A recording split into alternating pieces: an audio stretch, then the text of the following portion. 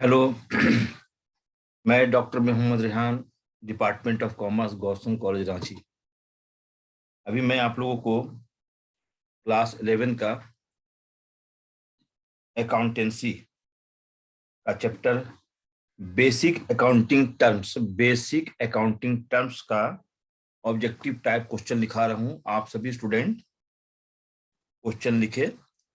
जैसा आपको मालूम है कि ऑब्जेक्टिव टाइप क्वेश्चन पूछने का जो तरीका है वो एक है कि फिल इन द ब्लैंक्स हो सकता है, या मल्टीपल चॉइस क्वेश्चन हो सकता है, या राइट ट्रू और फॉल्स हो सकता है। तो सबसे पहले आप लिखेंगे फिल इन द ब्लैंक्स। तो सबसे पहले आप लोग लिखिए fill in the blanks. Fill in the blanks का पहला क्वेश्चन लिखेंगे, है ना। Amount which the proprietor has invested in a business is known as, है ना।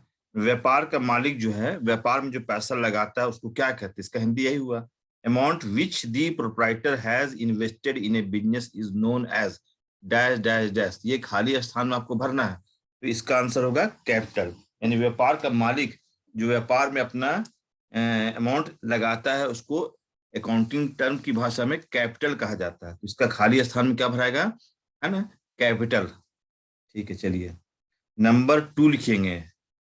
Amount which the firm owes to outsider is known as, है ना। Amount which the firm जो है, जो आउटसाइडर पर्सन का पैसा धारती है उसको क्या कहते हैं, है ना। Amount which the firm owes to outsider is known as dash dash dash. तो खाली स्थान में क्या भराएगा, लाइबिलिटी, है ना। इसका आंसर क्या होगा, लाइबिलिटी। फर्म जो है बाहरी व्यक्तियों का जो पैसा धारता है उसको अकाउंटिंग टर्म में क्या कहते हैं, लाइबिलिटी। ठीक है, नेक्स्ट 3 लिखेंगे। Question number fill in the blanks का third dash dash dash dash, है ना। Is the cost incurred in producing goods and service dash dash dash is the cost incurred in producing goods and services. तो माने goods को और सेवा देने में जो कॉस्ट लगता है उसको क्या कहते हैं, उसका अकाउंट्स की भाषा में, अकाउंटिंग टर्म्स को क्या कहते हैं, एक्सपेंसेस, है ना। माने एक्सपेंसेस जो है वो खाली स्थान भराएगा। Expenses is the cost incurred in producing goods and services. Next 4 number लिखेंगे। Revenue means the income of a dash dash dash nature. Revenue means the income of a dash dash dash nature. इसमें क्या भराएगा, तो लिखिएगा regular और recurring, है ना। Regular और recurring. Revenue means क्या होता है, रेवेन्यू मीन्स क्या होता है, वैसा इनकम जो रेगुलर मिल रहा हो, है ना। मतलब रेकरिंग हो, जो मिलता ही रहता है, 2 दिन के बाद, 6 महीना बाद, 4 महीना बाद, 5 महीना बाद, 2 महीना बाद मिलते ही रहता है, उसको रेकरिंग कहते हैं। जो बार बार मिलता है उसको रेकरिंग कहते हैं। तो कहता है revenue means the income of a dash dash nature. तो क्या भराएगा भराएगा फिल इन द ब्लैंक्स में रेगुलर और रेकरिंग नेचर, है ना। नेक्स्ट क्वेश्चन नंबर 5 लिखेंगे। The term sales is used only for the sales of dash dash dash and is never used for the sale of dash dash dash. फिर से दोबारा question सुनिएगा। The term sales is used only for the sales of, अब वहां पर dash dash dash खाली स्थान है, and is never use for the sale of dash dash dash. तो यहां पर भराएगा आपका, है ना, गुड्स। पहला में जो खाली स्थान है ना, the term sales is use only for the sales of goods, है ना, गुड्स आया। ठीक है, वो खाली स्थान पर पहला गुड्स आएगा, and is never use for the sale of assets, है ना। ठीक है, सेल्स किसके लिए इस्तेमाल होता है, गुड्स के लिए, है ना। The term sales is use only for the sales of goods and is never use for the sale of, जो डैश डैश है वहां पर एसेट्स भराएगा। ठीक है, नेक्स्ट क्वेश्चन लिखेंगे 6 number. The person who still owe some amount to the business are termed as. The persons who still owe O W E owe some amount to the business are termed as dash dash dash. अब उस खाली स्थान में क्या भराएगा, तो debtor, है ना। जैसे कि हम गुड्स सेल किए हैं किसी व्यक्ति को, उसने हमको पैसा नहीं दिया तो क्रेडिट सेल हो गया, तो मेरा पैसा वो धारता है, तो अकाउंट्स की भाषा में जो मेरा पैसा जिससे निकलता है वो डेटर कहलाएगा। मैंने कस्टमर है वो डेटर कहलाएगा। तो यहाँ टर्म्ड एज, अकाउंट्स की भाषा में, अकाउंटिंग टर्म में उसको क्या कहेंगे हम लोग? Debtor, DEBTOR, debtors. नेक्स्ट लिखेंगे the person to whom money is owing. सुनिएगा, the term, the person to whom money is owing by the firm are termed as, उसको क्या कहते हैं? हम, अब हमको किसी को देना है, हम किसी का पैसा धारते हैं, है ना, तो हम जिसका, उसको हम लोग अकाउंटिंग टर्म कहेंगे क्रेडिटर्स, लेनदार। क्या कहेंगे? क्रेडिटर्स, लेनदार। The person to whom money is owing by the firm are termed as creditor. Next लिखेंगे 7 number, assets held for continued use, assets held for continued use in the business and not meant for resale are termed as, मतलब asset जिसको हम business में लगातार इस्तेमाल कर रहे हैं लेकिन उसका रीसेल के लिए कोई नहीं मतलब है, तो क्या उसको कहेंगे? तो वैसे एसेट्स को आप कहेंगे फिक्स्ड एसेट्स, है ना। क्या कहेंगे? फिक्स्ड एसेट्स, है ना। टर्म्ड एज डैश डैश जो है वहां क्या भराएगा? Fixed asset. दोबारा सुनेंगे, assets, assets held for continued use in the business and not meant for resale, and not meant for resale है, are termed at, are termed as, क्या कहेंगे? वहां पर डैश डैश है, उसको कहिएगा फिक्स्ड एसेट्स। नेक्स्ट लिखिएगा 9 नंबर में, dash dash dash are those assets which have a physical existence and which can be seen or felt. The dash dash dash are those assets, ऐसे assets जिसको का physical existence जो है, which have a physical existence, जिसका physical existence है, and which can be seen, और जिसको देखा जा सकता है ना, और felt, तो इसको कहेंगे, इसका जो खाली स्थान होगा वहां पर लिखाएगा, जो फिल इन द ब्लैंक्स बता रहा है, जो खाली स्थान है वहां पर भरिएगा टेंजेबल एसेट्स। मतलब टेंजेबल एसेट्स का एक फिजिकल एक्सिस्टेंस होता है जिसको हम अपने खुले आंखों से देख सकते हैं, है ना, उसको कहते हैं tangible assets. Next number 10 number लिखेंगे, 10 number, dash dash dash refer to those liabilities, refer to those liabilities which are to be paid normally within 1 year, है ना। The refer to those liabilities which are to be paid normally within 1 year, इसका ऐसा liabilities जिसका भुगतान normally 1 साल के अंदर किया जा सकता है। तो उस खाली स्थान में क्या भरा है? कौन सी लायबिलिटीज है? उसका आंसर होगा करेंट लायबिलिटीज। तो करेंट लायबिलिटीज का भुगतान जो होता है 1 साल के अंदर में किया जाता है ना। यहाँ पर विद इन 1 ईयर है तो करेंट लायबिलिटीज होगा। अब स्टूडेंट्स, ये फिल इन द ब्लैंक्स को मैंने खत्म किया। अब आप लोग लिखेंगे, है ना, स्टेट हेडिंग लाइन, इसको अंडरलाइन कर दीजिएगा। वो फिल इन द ब्लैंक्स खत्म हो गया टॉपिक। अब लिखेंगे state whether the following statements are true or false, state whether the following statements are true or false, आपको बताना है ट्रू होगा या फॉल्स होगा, ठीक है। तो पहला नंबर 1 नंबर लिखेंगे, amount, amount, amount, amount owed to outsiders, amount owed to outsiders is called capital, amount owed to outsiders is called capital, है ना। तो ये तो इसका आंसर फॉल्स हो जाएगा, ये फॉल्स होगा, है ना। Next question number 2, true false लिखना है। Goods include all those things which are purchase for resale, goods include, goods include all those things which are purchase for resale, तो ये हो जाएगा आपका ट्रू, है ना। गुड्स को जो हम लोग परचेज करते हैं रीसेल के लिए, दोबारा के लिए, है ना, गुड्स परचेज करके लाए, फिर हम उसको कस्टमर को बेच दिया, रीसेल हुआ, है ना, तो इसका आंसर होगा ट्रू। नेक्स्ट 3 में लिखेंगे, cost is the amount of resources given up in exchange for some goods और services, cost is the amount of resources given up in exchange for some goods और सर्विसेज, तो ये जो होगा आपका ट्रू होगा, इसका आंसर होगा true. Cost is the amount of resources given up in exchange for some goods और सर्विसेज, इसका आंसर होगा ट्रू, है ना। नेक्स्ट 4 नंबर लिखेंगे, income is equal to expenses minus revenue, ये तो गलत हो गया। Income is equal to expenses minus revenue, ये गलत है, ये फॉल्स होगा। नेक्स्ट 5 नंबर में, liability is equal to, liability is equal to assets minus capital, ये ट्रू होगा। Liability is equal to assets minus capital, ये ट्रू होगा। Next, creditors are current liabilities, creditors are current liabilities, 100% सही है। क्रेडिटर जो है वो करंट लायबिलिटीज है, ये ट्रू होगा। Next 7 number, intangible assets are those assets which do not have physical existence. Intangible asset जो होते हैं उसका वैसे एसेट्स को कहते हैं जिसका फिजिकल एक्सिस्टेंस नहीं होता है। तो यह सही है या गलत है? तो यह ट्रू है। जैसे गुडविल, इसका फिजिकल एक्सिस्टेंस नहीं है, तो यह ट्रू होगा, है ना। इंटेंजिबल एसेट्स जितने भी होते हैं उसका फिजिकल एक्सिस्टेंस नहीं होता है, तो ट्रू होगा।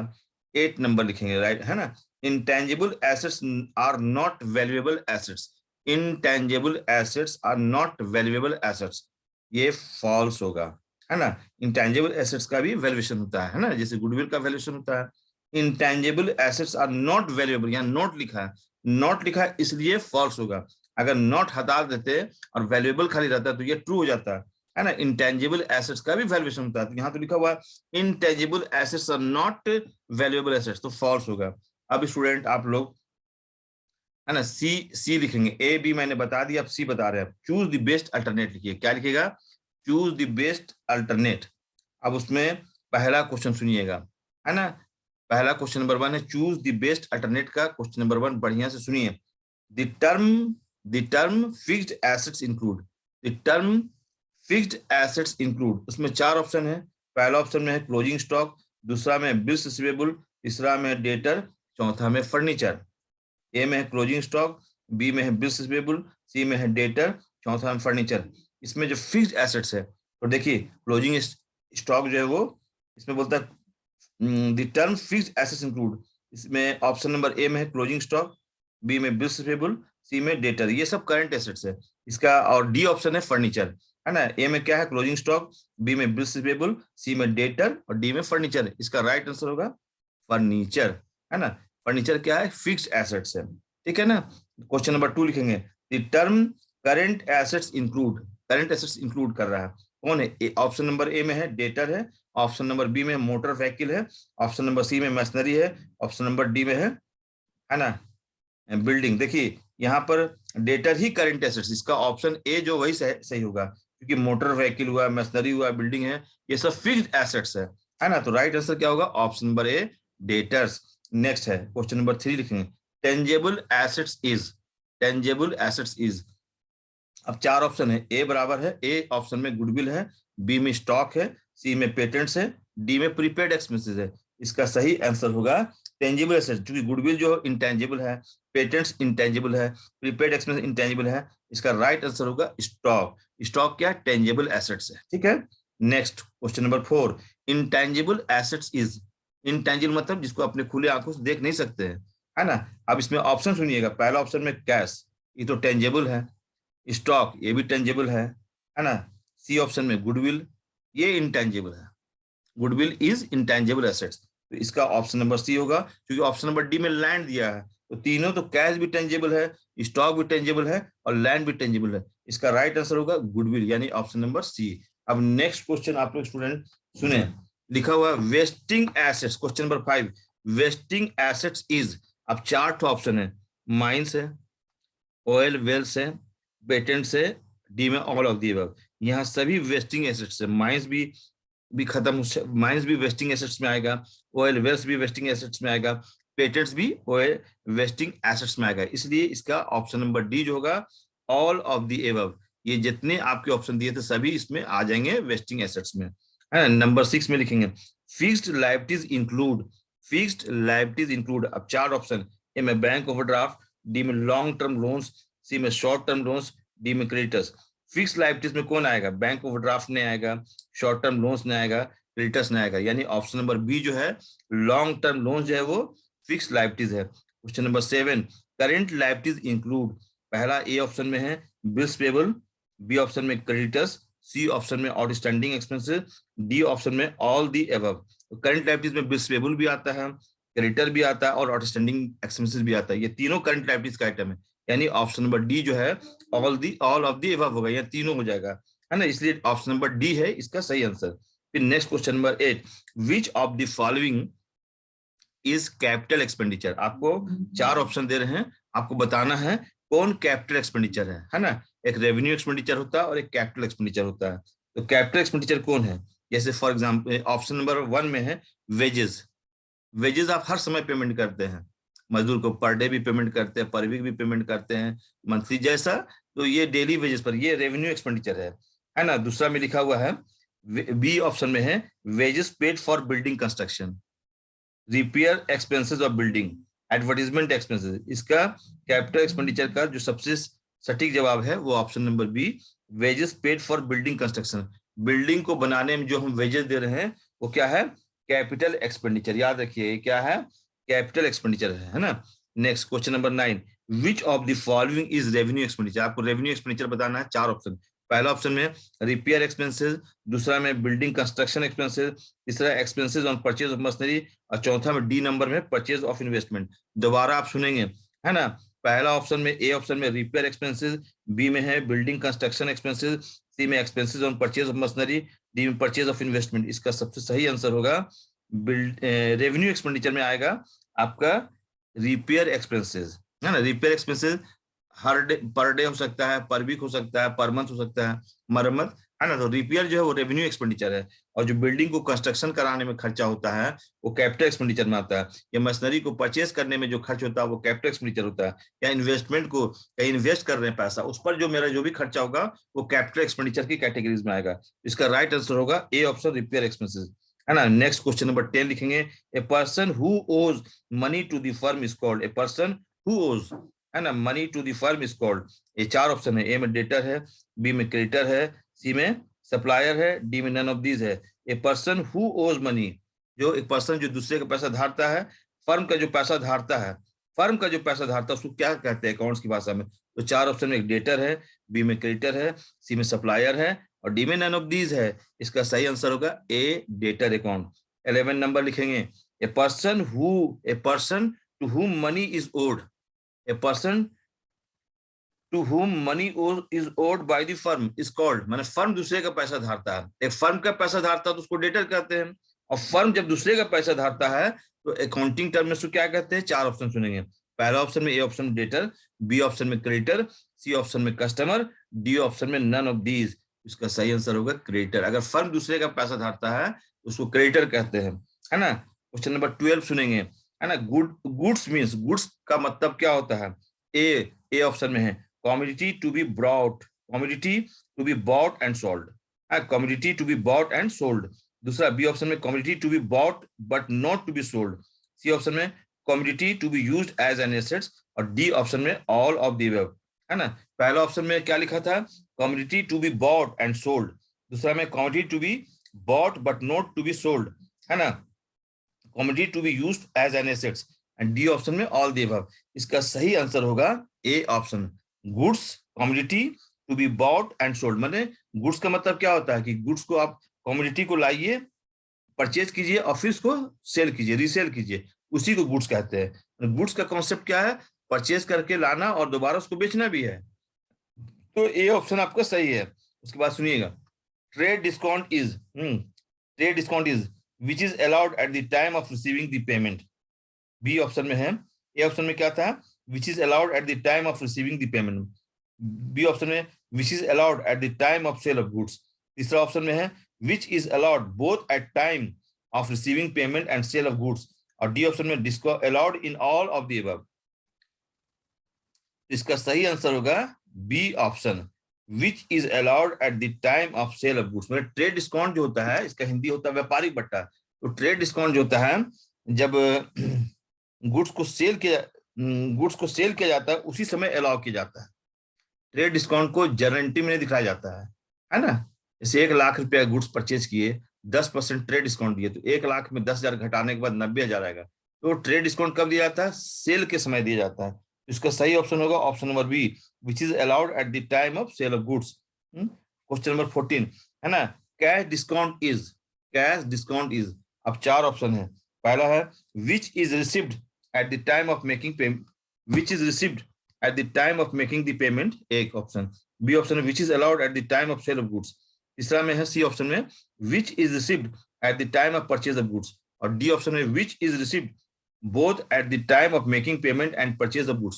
फिर से आप लोग एक बार ऑप्शन सुनिएगा, क्या क्वेश्चन था, cash discount is, 4 option, which is received at the time of making the payment, B में है which is allowed at the time of sale of goods, C में है which is received at the time of purchase of goods, D option which is received both at the time of making payment and purchase of goods. इसका सही answer होगा A option. Cash discount कब प्राप्त होता है?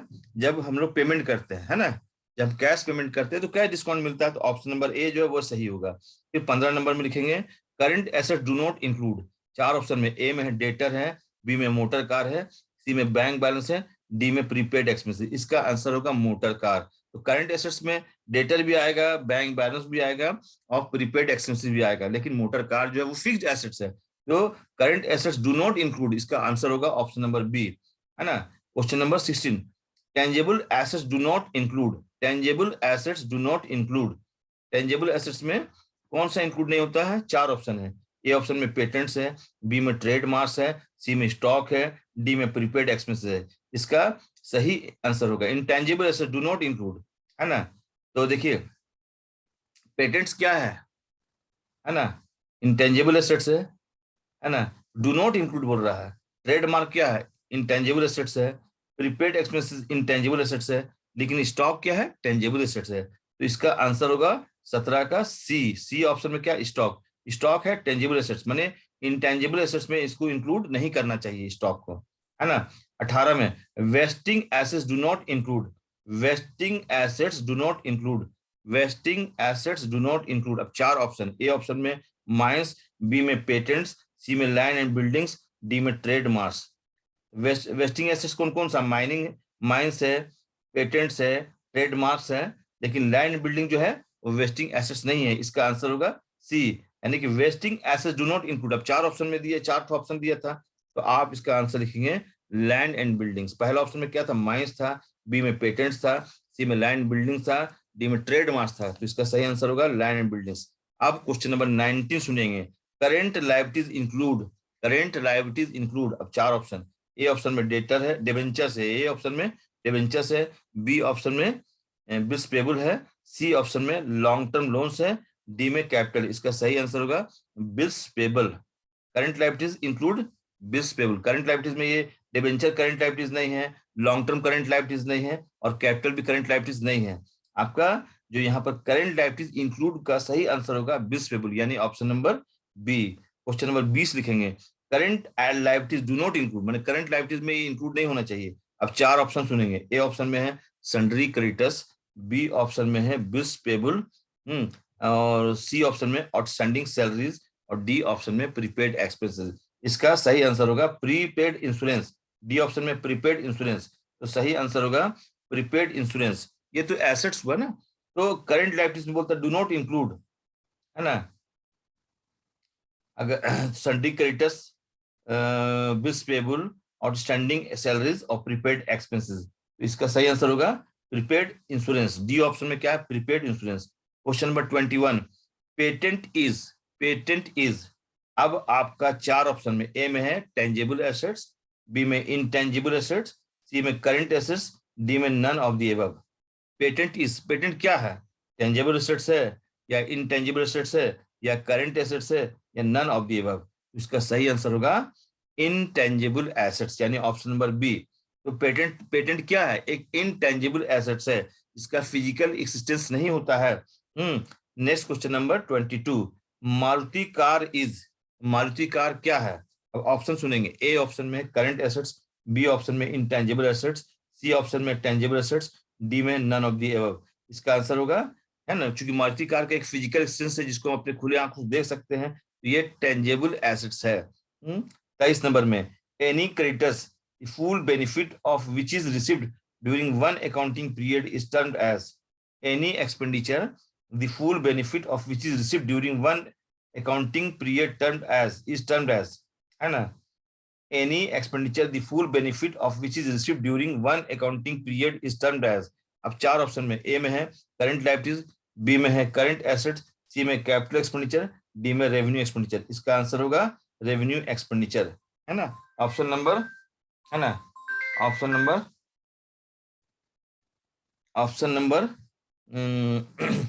D होगा revenue expenditure. Question number 24, which of the following will be treated as drawing, है ना, which of the following will be treated as drawing। अब 4 ऑप्शन में, ए में है withdrawing money for payment of salary to employees, B में है, ए में क्या था withdrawing money for payment of salary to employees, मतलब ड्राइंग कहेंगे इसको, या बी ऑप्शन में है withdrawing money for payment to creditors, C option में है withdrawing money from business for private expenses, और डी में है withdrawing money for purchase of assets।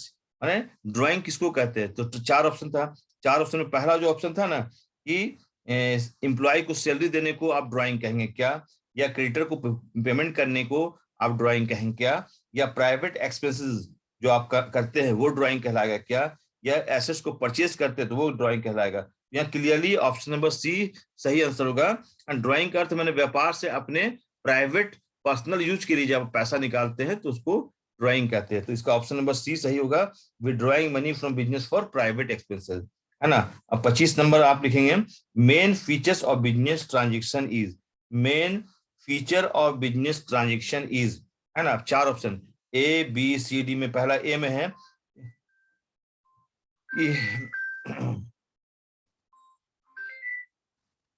इसमें है it involves an economic quantity, B में है it results in a change in the financial position of the firm, C में change must be capable of being expressed in terms money, और D में all of the above. इसका सही answer होगा D option all of the above. तो students आप लोग इसको लिखिए बेसिक अकाउंटिंग टर्म में, और आपको अकाउंट्स का बहुत सारा मेरा वीडियो आएगा, आप लोग इसको लाइक भी कीजिए, सब्सक्राइब भी कीजिए, आइकन बेल दबा दीजिए ताकि आपको मेरा जितना भी वीडियो बनाएंगे वो सब आपको नोटिफिकेशन मिले। और मेरा फोन नंबर है 888825233836, है ना। कोई प्रॉब्लम होगा तो इसमें फोन करके पूछ लीजिएगा, है ना। 88 25 23 38 36, है ना। थैंक यू सभी स्टूडेंट्स को।